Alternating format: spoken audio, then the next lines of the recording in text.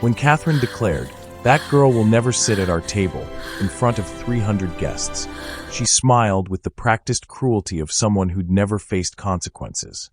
But the silver-haired man who'd been watching from the balcony shadows began his descent down the grand staircase. His footsteps were measured, deliberate, and when he finally spoke, his voice was quiet enough to make the entire ballroom hold its breath. "You've just humiliated the legal owner of this tower, every floor, every asset, every trust fund bearing your name. Security, remove these trespassers from my granddaughter's property. Before this night is over, power will shift, loyalties will shatter, and a truth buried for decades will come to light.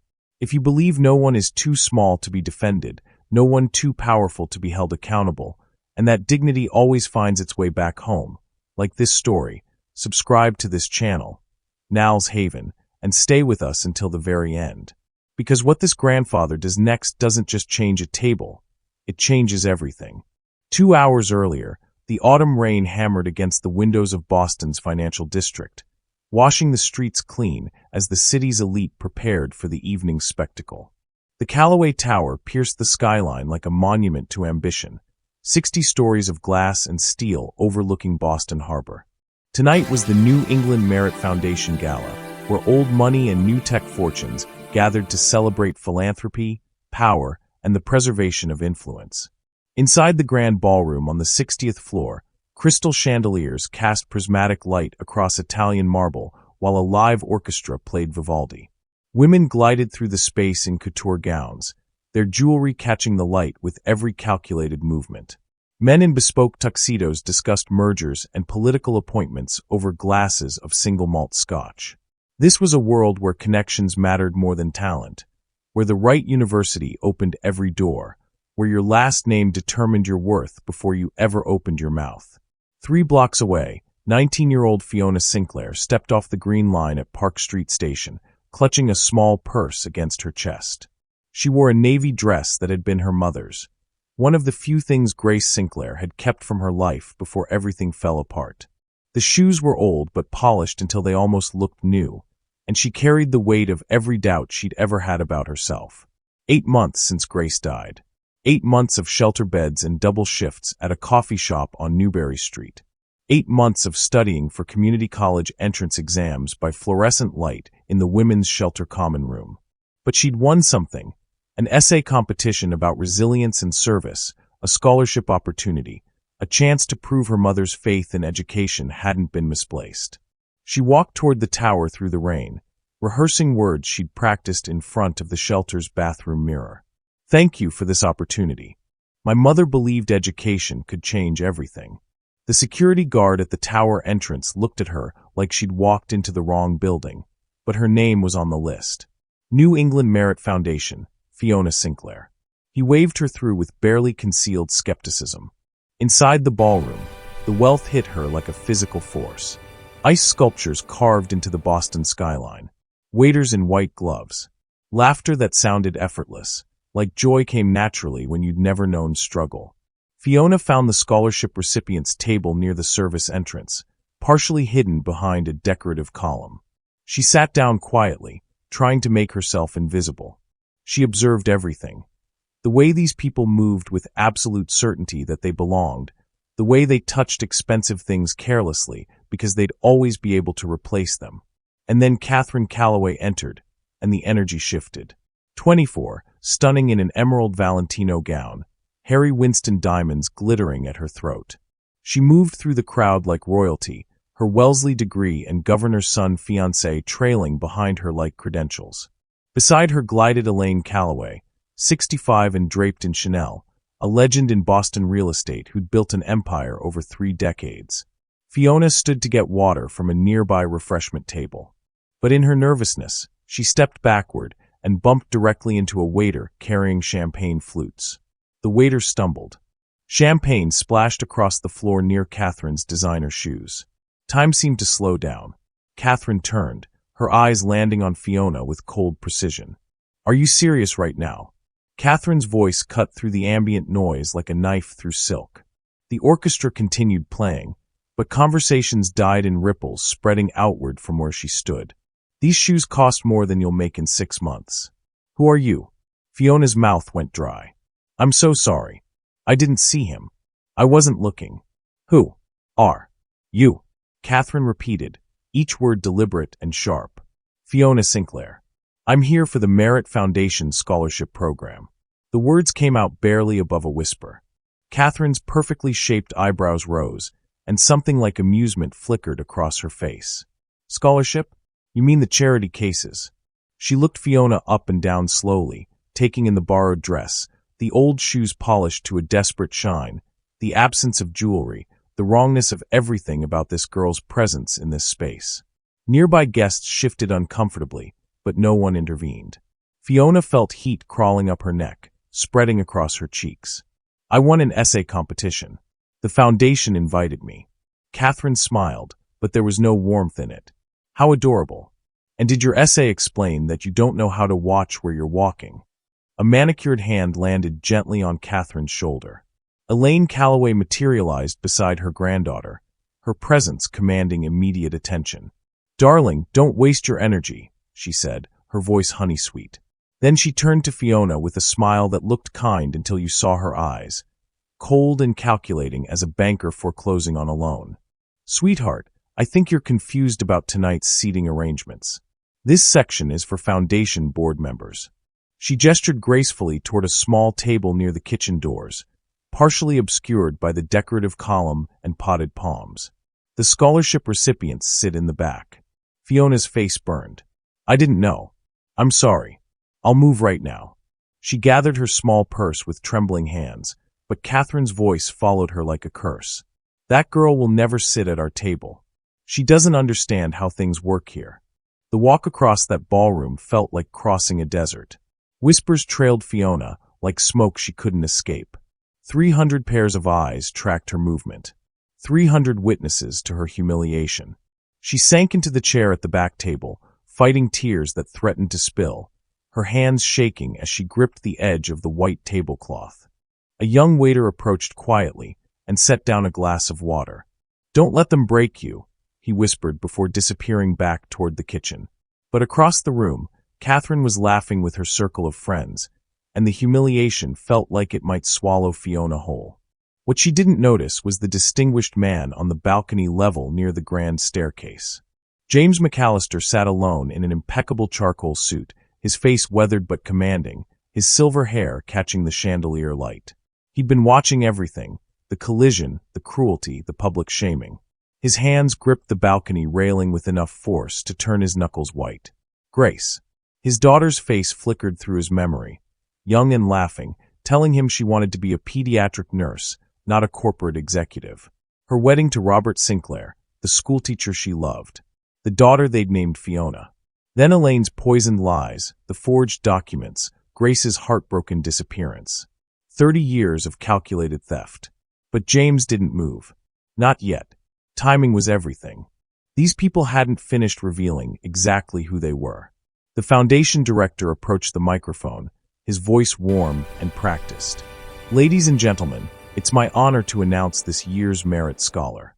The winner wrote a powerful essay about resilience in the face of loss, about honoring parental sacrifice, about choosing hope when circumstances offer every reason to surrender. Please join me in welcoming Fiona Sinclair. The applause was polite but thin, uncomfortable, like people weren't sure if they should celebrate the scholarship girl after what they'd just witnessed. Fiona stood on shaking legs and walked toward the small stage, feeling every eye on her. Her borrowed shoes clicked against the marble floor, each step an announcement of her presence, her difference, her audacity to be here at all. She gripped the microphone stand with both hands to stop them from trembling. Thank you to the New England Merit Foundation for this incredible opportunity. Her voice came out steadier than she felt. My mother, Grace Sinclair, was a pediatric nurse who worked 3 jobs so I could have what she never did. She cared for sick children when their parents couldn't afford proper health care. She held their hands during procedures. She sang to them when they were scared. She gave everything, her time, her energy, her health, so I could dream bigger than our circumstances. Fiona's voice cracked on the next sentence. This scholarship means I get to honor her sacrifice. It means proving her faith in me wasn't misplaced. The ballroom held a strange mixture of reactions. Some guests nodded respectfully, their expressions softening with what looked like genuine emotion. Others shifted uncomfortably in their seats, unsure how to respond after witnessing her earlier humiliation. And then, cutting through the scattered applause, came the sound of slow, deliberate clapping. Catherine stood at her table, her hands coming together in exaggerated rhythm, a smile playing at her lips. "Sob story scholarship," she stage whispered, just loud enough to carry across the room. "Of course." Her friends giggled behind perfectly manicured hands. Elaine watched the performance with an expression that suggested she found the entire speech distasteful, but saw no need to intervene. Fiona returned to her table, her heart still racing, her cheeks burning with fresh humiliation. But then the foundation director approached, his smile genuine and kind. "Beautiful words, dear. Your mother would be so proud." He squeezed her shoulder gently before moving away. It was the first real kindness anyone had shown her all night, and Fiona felt something loosen in her chest. Maybe she did belong here. Maybe this was the beginning of something new. Maybe the cruelty had passed, and she could just survive this one evening. Dinner was served shortly after, elegant plated meals that looked almost too beautiful to eat. Fiona ate slowly, carefully, trying to observe proper etiquette, trying to blend into the background. She'd almost succeeded in becoming invisible when she heard the click of heels approaching her table. Catherine pulled out the chair across from her without invitation, setting down her champagne glass with deliberate precision. "So, Fiona," she said, her smile sharp enough to cut. "Tell me, where exactly did your mother work?" "Let me guess, cleaning houses." Fiona looked up, trying to keep her voice steady. "She was a pediatric nurse. I said that in my speech." Catherine waved her hand dismissively, the gesture dripping with practiced condescension. "How noble. Caring for sick children. And yet here you are, begging for handouts from people who actually built something." "I'm not begging," Fiona said, her throat tightening. "I earned this scholarship." Catherine's friends had gathered now, forming a loose circle around Fiona's table. Their designer dresses created a wall of silk and judgment, their perfume overwhelming in its collective expense. One of them, a young woman with kind eyes named Rebecca, said quietly, "Catherine, maybe leave her alone." Catherine turned to her friend with exaggerated innocence. "Why? I'm just asking questions. Isn't that what scholarships are for, learning?" She turned back to Fiona, her gaze dropping deliberately to her shoes. "Did your essay mention that you can't even afford shoes that fit properly? Those are at least 3 years old, and a size too small. I can see it from here." Laughter rippled through Catherine's circle. Fiona's vision blurred with tears she refused to let fall. Elaine Calloway's presence commanded immediate silence as she glided into the circle surrounding Fiona's table. The laughter died. The mockery paused. Even Catherine straightened slightly, like a student caught misbehaving by a beloved teacher. "Catherine, sweetheart, don't be cruel," Elaine said, her voice syrupy sweet, the kind of tone adults use with children they're about to discipline. She turned to Fiona with a smile that looked kind until you saw her eyes, cold and calculating behind the warmth. "I'm sure Fiona is very grateful for this opportunity. Aren't you, dear?" The question was a trap, demanding a public performance of humility, forcing Fiona to prostrate herself in front of everyone. Fiona's voice came out barely above a whisper. "Yes, ma'am. Very grateful." Elaine's smile widened with satisfaction. "Good. That's what I thought. Remember that gratitude, sweetheart. People like us, we're the reason people like you get chances at all." The words landed like slaps. People like us. People like you. The distance between those two categories felt insurmountable and absolute, a chasm that no amount of hard work or education could ever bridge. Catherine picked up her champagne glass and set it on Fiona's table with deliberate precision, the crystal making a sharp sound against the wood. "You know what? I think you should give a toast. To all the generous people who paid for you to be here tonight. To all of us who work hard so that charity cases can pretend to belong." Fiona's hands were shaking. "I already spoke. I thanked everyone." Catherine's smile widened, predatory and gleeful. "I insist. Stand up. Give us a proper toast." The ballroom had gone quiet again, that awful attention settling over everything like a suffocating blanket. Guests were watching now, some uncomfortable, some curious, but all of them silent. No one intervened. No one told Catherine to stop. No one defended the 19-year-old girl who was living in a shelter, who had lost her mother 8 months ago, who had come here tonight believing education might save her. On the balcony level, James McAllister's jaw clenched so hard his teeth ached. His hands gripped the railing with enough force to leave impressions in the metal, his knuckles bone-white with controlled rage. But he still didn't move. He needed to see this through. He needed to witness exactly how far their cruelty would go. He needed proof of who these people really were when no one was watching, when they thought they were safe, when they believed their wealth and position made them untouchable. Fiona stood because she didn't know what else to do. Catherine handed her the champagne glass, still smiling that terrible smile. Go ahead. Toast to your betters.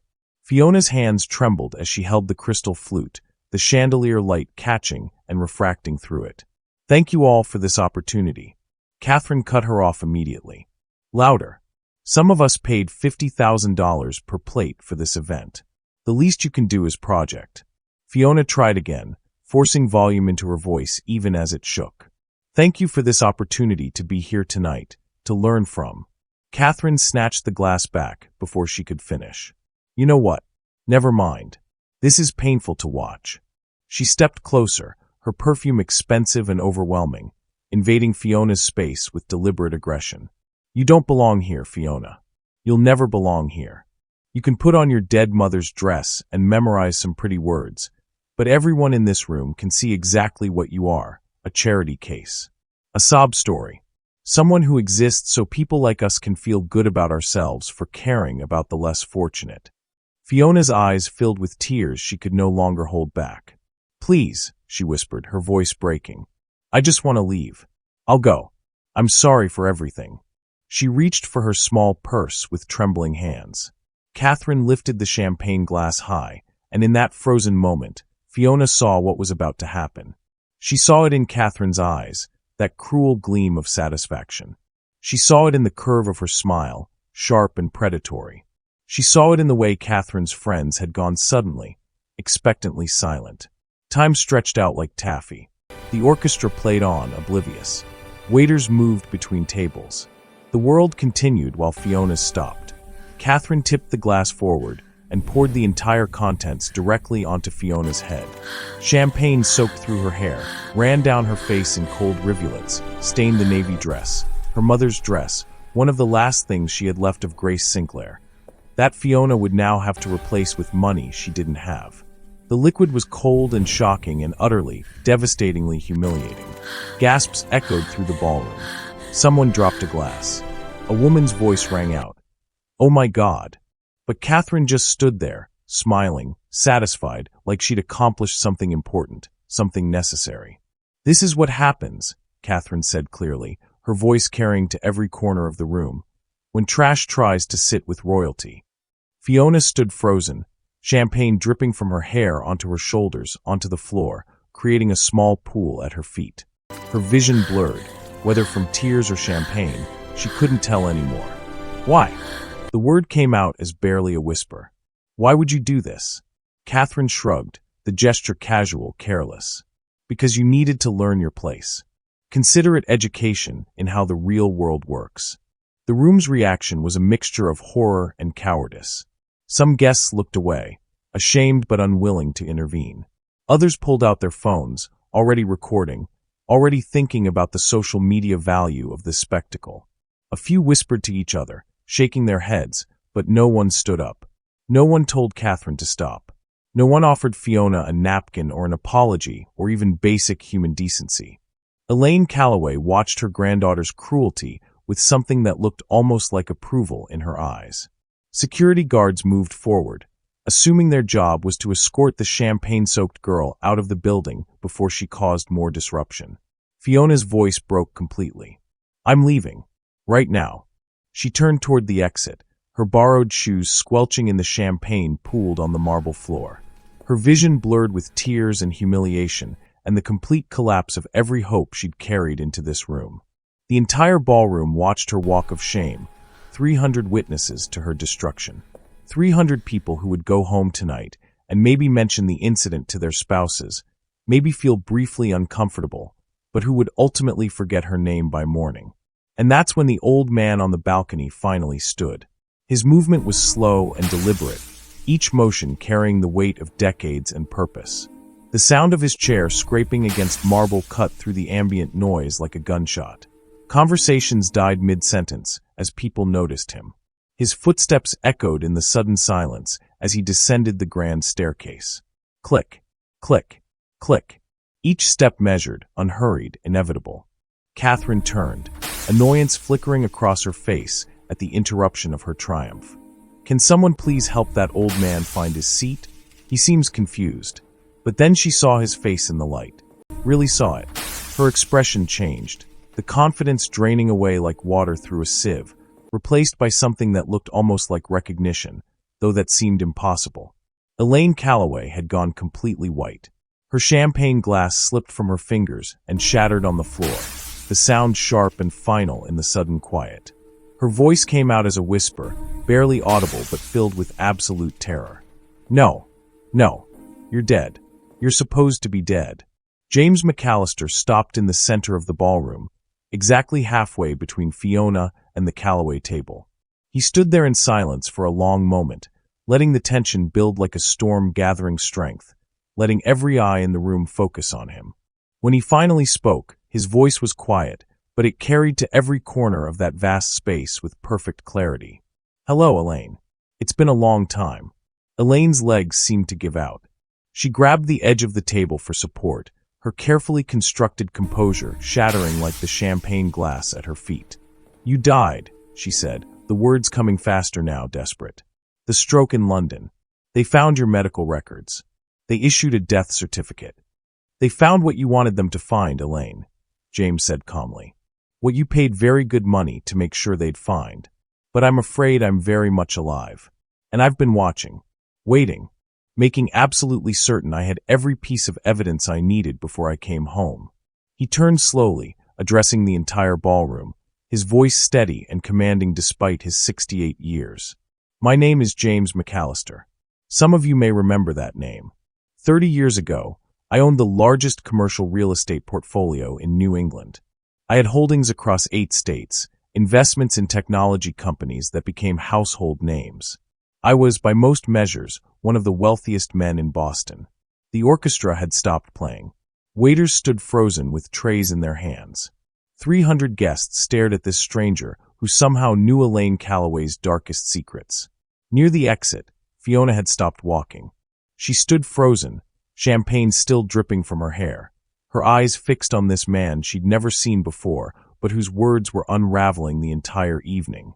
Catherine's face had gone pale, all the color draining from her carefully made-up features. Grandmother, she said, her voice rising to a panicked pitch. Who is this man? What is he talking about? James reached into his jacket pocket and pulled out a photograph. He held it up for the entire room to see. A young woman with a bright, genuine smile, wearing pediatric nurse scrubs, a stethoscope around her neck. I had a daughter, James said, his voice carrying the weight of 3 decades of grief. Her name was Grace McAllister.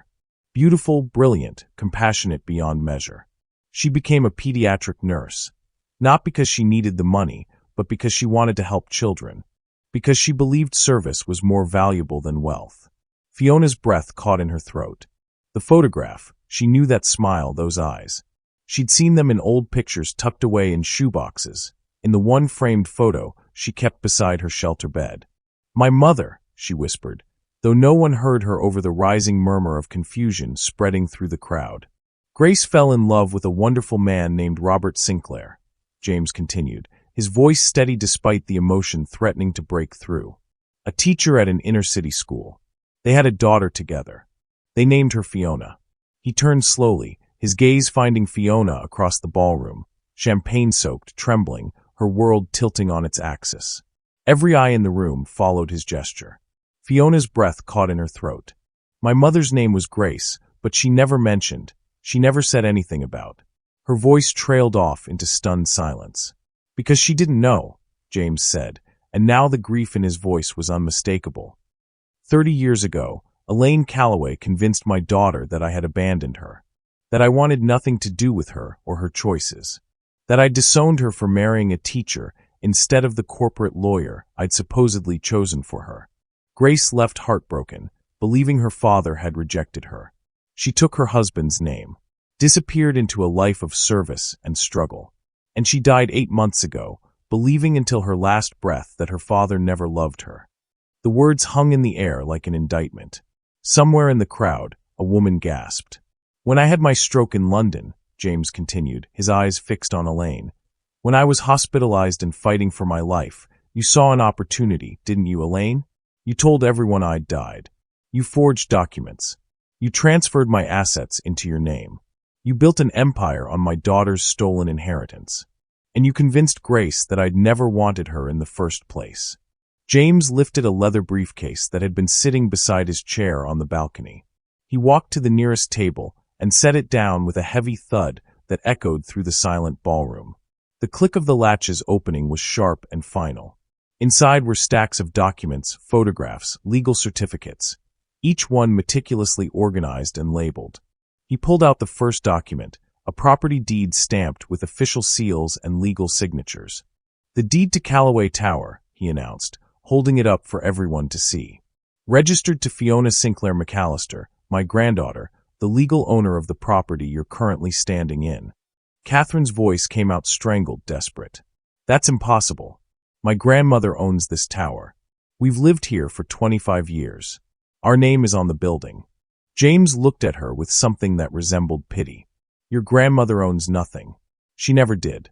Everything you think belongs to you, every trust fund, every property, every dollar in every account bearing the Callaway name, was stolen from my daughter, from Grace. And now it belongs to Grace's heir. He pulled out more evidence, spreading documents across the table like a prosecutor laying out an airtight case. Bank statements showing systematic transfers Elaine had made over 3 decades. A forged death certificate claiming James McAllister had died from stroke complications in 1995. Property transfers dated suspiciously close to his supposed death. Email correspondence between Elaine and lawyers, carefully coaching them on how to hide assets, seal records, ensure no one ever questioned the legitimacy of her claims. Fiona moved closer, drawn by a force she couldn't name or resist. Champagne still dripped from her hair, but she'd forgotten about it now. She stared at the documents spread across the table, at the photograph of her mother as a young woman, so full of hope and joy, at this stranger claiming to be her grandfather. Is this real? She whispered. James's eyes met hers, and they were filled with tears. Every word, Fiona. Every single word. A team of attorneys entered through the side entrance, each carrying briefcases and folders, moving with the practiced efficiency of people who'd rehearsed this moment. They spread additional documents across multiple tables, creating an undeniable paper trail of 3 decades of fraud. A distinguished woman in her 50s stepped forward, her presence commanding immediate attention. My name is Jennifer Bradford. I represent the McAllister estate. Her voice was clear and authoritative. DNA tests confirm that Fiona Sinclair is the biological daughter of Grace McAllister, who was the sole heir of James McAllister. Every asset currently held under the Callaway name was obtained through fraudulent means. We have documentation of forged signatures, illegal property transfers, and systematic embezzlement spanning 3 decades. Catherine grabbed at the documents with shaking hands. This is fake. You can't just show up with papers and claim everything belongs to her. Another lawyer, younger but equally composed, spoke with clinical calm. Miss Callaway, I understand this is shocking, but these documents have been verified by 4 independent law firms. The DNA evidence is conclusive. Forensic accountants have traced every fraudulent transaction. Your grandmother's claims to the McAllister fortune have no legal standing whatsoever. Elaine's carefully constructed mask was cracking now, revealing the desperation underneath. I built this legacy, she said, her voice rising. I grew the investments. I maintained the properties. The business was failing when James disappeared. I saved everything. James's voice cut through her protests like a knife through silk. With my money, Elaine. My name. My daughter's inheritance. Grace had every right to walk away from wealth and choose service. That was her decision to make. You took that choice away from her. You let her die in poverty while living in luxury built on her stolen birthright. He pulled out one final photograph, and Elaine visibly flinched. It showed a younger Elaine and James smiling at a business celebration, his arm around her shoulders like family, like trusted friends building something together. "You were more than a business partner," James said quietly. "I considered you a friend, almost a sister. I trusted you with everything: power of attorney, access to my accounts, the keys to my entire empire. When I had my stroke in London, when I was fighting to recover in that hospital, unable to communicate or defend myself, you didn't wait to see if I'd survive. You saw an opportunity to take everything I'd built. And you took it." His voice hardened. "You didn't just steal money, Elaine. You stole my daughter. And now she's dead because she couldn't afford the cancer treatment that her own inheritance could have easily provided." Catherine backed away from the table, her face ashen, all her earlier arrogance stripped away. "I didn't know," she said, her voice breaking. "I swear I didn't know any of this. Grandmother told me the business was ours, that we'd built it ourselves, that we came from nothing and created everything." James turned to her, his expression unforgiving. "Ignorance doesn't erase cruelty, Miss Calloway. You poured champagne on a girl's head because you believed you were better than her. You humiliated her in front of 300 people because you thought your money made you superior. The money was never yours. The superiority was always an illusion. But the cruelty, that was all you." The main doors opened, and 2 Boston police detectives entered, their badges visible on their belts. The room seemed to collectively hold its breath. "Elaine Calloway," the older detective said, his voice professional but firm. "We need you to come with us for questioning regarding fraudulent financial activities spanning from 1995 to the present." Elaine drew herself up, trying to summon the dignity that had carried her through 3 decades of lies. "I built this city's commercial development coalition. I funded scholarships for hundreds of students. I created opportunities when no one else would." The detective's voice was not unkind, but it was unmoved. "You built those things with stolen money, ma'am. That doesn't erase the good you did, but it doesn't excuse the crimes either." As the detectives began to escort her toward the exit, Elaine turned to Fiona one last time, her voice sharp with desperate venom. "You think you can handle this? You're a child who's been living in a shelter. This world will eat you alive. The business deals, the social obligations, the pressure. You'll lose everything within a year. You don't have the education, the breeding, the experience to manage this kind of wealth." James stepped between them before Fiona could respond. "She won't be alone. She has me. And unlike you, Elaine, I'll teach her what this wealth is actually for. Not status, not superiority. Service. Legacy. Making sure no other child has to watch their parent die because they can't afford medical care." Elaine was escorted out, still protesting, still insisting the world would see she'd been wronged. Catherine followed behind her, head down, no longer meeting anyone's eyes, her earlier arrogance completely stripped away. The ballroom doors closed behind them with heavy finality. For a long moment, no one moved. 300 guests stared at Fiona like they were seeing her for the first time.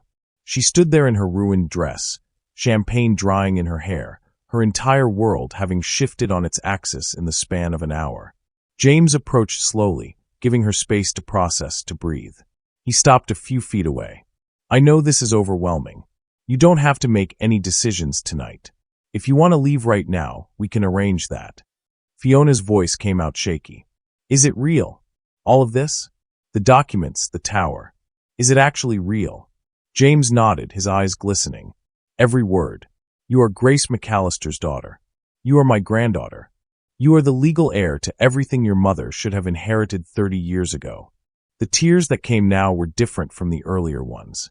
These carried grief and relief and overwhelming confusion and something that might be hope.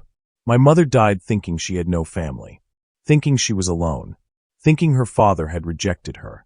James's own eyes filled with tears. "That is my greatest regret. I was searching for her, but I was too slow. The stroke damaged my memory for a time. By the time I pieced everything together, by the time I found where she'd gone, she was already gone. I found you 3 months after she passed.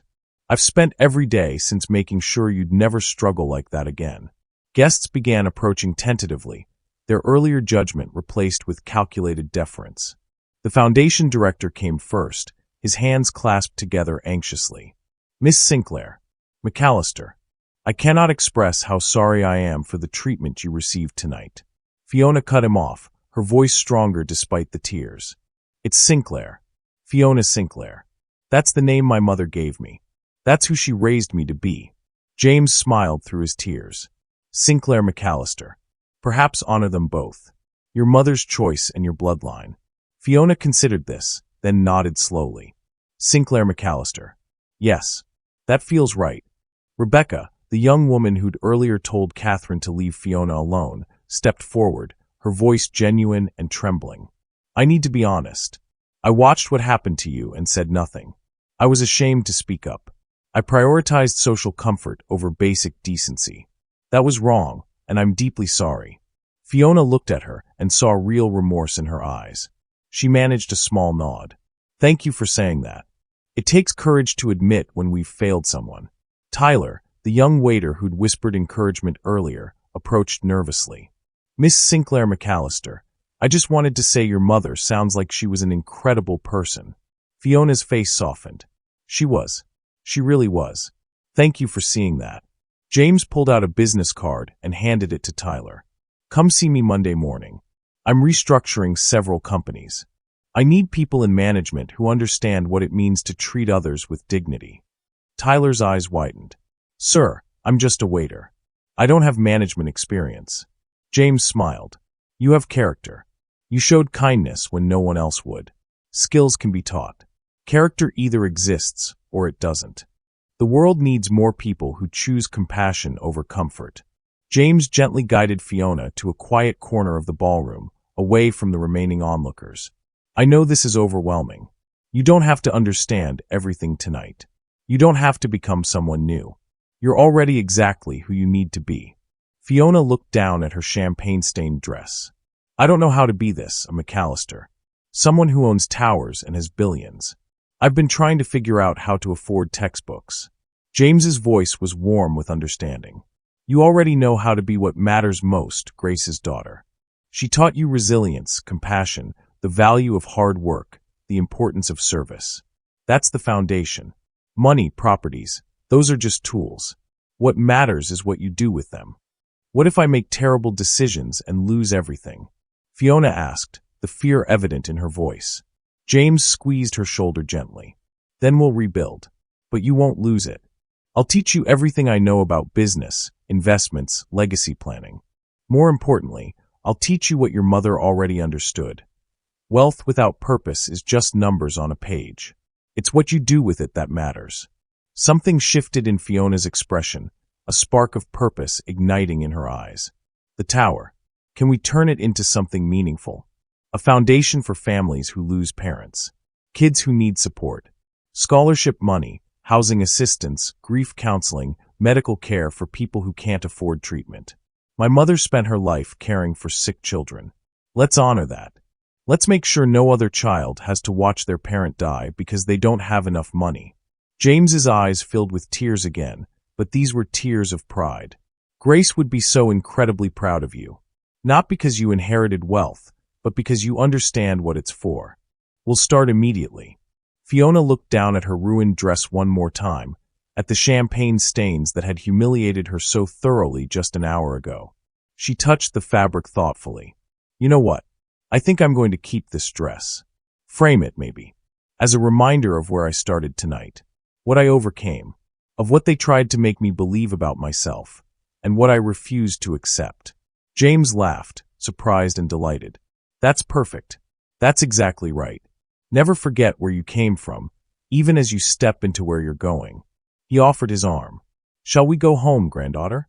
Fiona took his arm, still processing that word, home. A concept that had felt so fragile for so long. Where is home?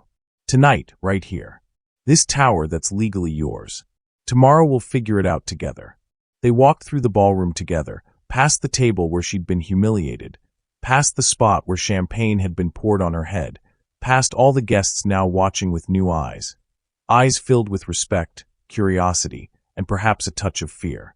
She walked out not as a charity case or a scholarship recipient, but as Fiona Sinclair McAllister, owner of everything she surveyed.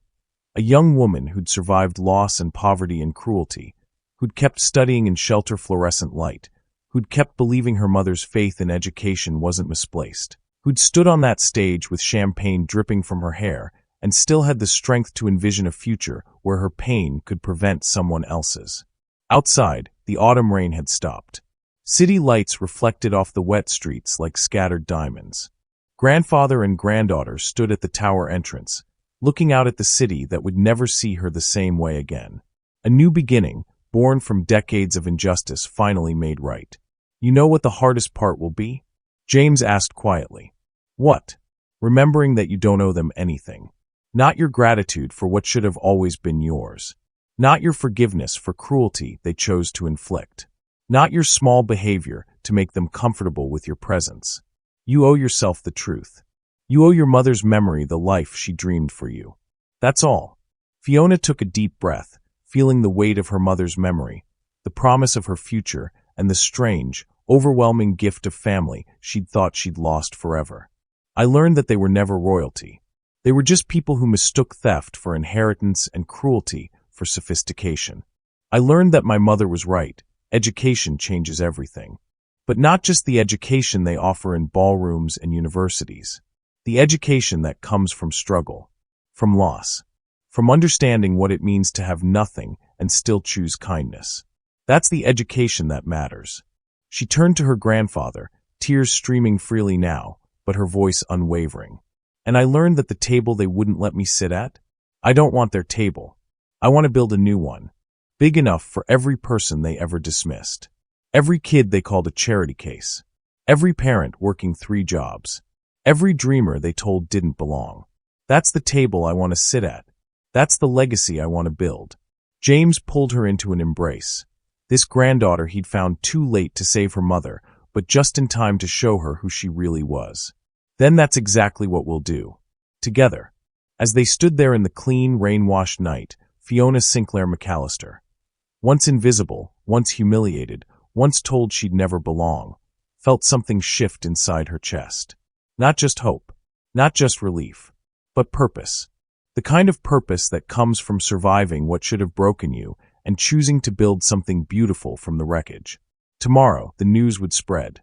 The lawyers would handle the legal transfers. The world would learn that the Callaway Empire had been built on lies, and that justice, though delayed by 3 decades, had finally arrived. But tonight, standing in the shadow of skyscrapers and the glow of city lights, what mattered most was this. A girl who'd been told she was nothing had discovered she was everything. A mother's sacrifice had not been in vain. A grandfather's search had ended in redemption. And a family torn apart by greed had found each other again. The champagne stains on her dress would dry. The humiliation would fade. But the lesson, the real education, would last forever. Your worth is not determined by who accepts you. It's determined by who you choose to become when they reject you. Your place at the table is not granted by those who think themselves superior. It's claimed by your refusal to accept their definition of your value. And your inheritance, the real inheritance, is not money or property or buildings that touch the sky. It's resilience. It's compassion. It's the strength to stand champagne-soaked in front of 300 people and still believe in your dreams. It's the courage to transform pain into purpose, humiliation into hope, and loss into legacy. Ready? James asked softly, offering his arm once more. Fiona looked back one last time at the ballroom, at the scene of her devastation and her triumph, then forward toward the city and everything it held. Challenges and opportunities, struggles and victories, the weight of wealth, and the freedom to use it well. She took her grandfather's arm, lifted her chin, and smiled. Not the smile of someone who'd won, but the smile of someone who'd finally understood the game was never worth playing. Ready, she said. Let's go change the world. And together, they stepped into the Boston night, leaving behind the people who'd tried to define her and walking toward the future she would define herself. Because that's what happens when you refuse to learn the place they try to teach you. That's what happens when trash, as they called it, rises up and shows them what real royalty looks like. It looks like grace under pressure, like compassion after cruelty, like a girl in a champagne-stained dress who chose to build tables instead of burn bridges. It looks like Fiona Sinclair McAllister, and the world would never be quite the same. Some stories remind us of who we are. Others remind us of who we're allowed to become. If Fiona's journey stirred something in you, if you've ever been underestimated, silenced, or made to feel like you didn't belong, take a moment to like this story. It helps these messages reach the people who need them most. Subscribe to this channel, Nell's Haven, so you don't miss the next story, because there are many more like this. Stories about courage, truth, and becoming more than the world expected. And before you go, leave a comment. Tell us where in the world you're watching from, and what moment in your life taught you your worth. When you're ready, the next story is waiting on your screen. Click it and keep choosing stories that remind you who you are. No one ever gets to decide your worth except you. See you there.